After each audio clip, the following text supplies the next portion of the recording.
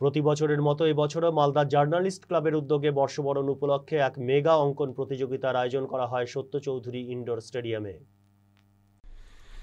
মোট 4টি বিভাগে 400 শিশুকে নিয়ে অঙ্কন প্রতিযোগিতার আয়োজন করা হয়।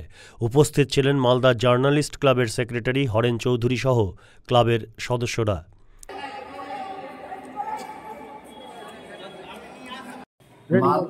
মালদা জার্নালিস্ট ক্লাবের তরফ থেকে প্রতি বছরই এই ধরনের প্রোগ্রাম আমরা করি। আর্ট প্রতিযোগিতা,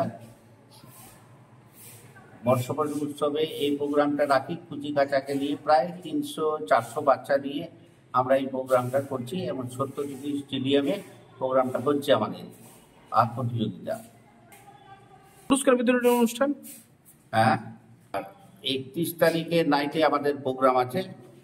বর্ষবরণ উৎসবের যে আমরা প্রোগ্রামগুলো করি, সাংস্কৃতিক অনুষ্ঠান আছে, প্লাস কিছু বিশেষ অতিথিদেরকে পুরস্কৃত করব। সেদিন সন্ধ্যা 7টা থেকে রাত্রি 12টা অবধি আমাদের প্রোগ্রাম চলবে। বাকিটা আমাদের কালচারাল সেক্রেটারি করে দিচ্ছে।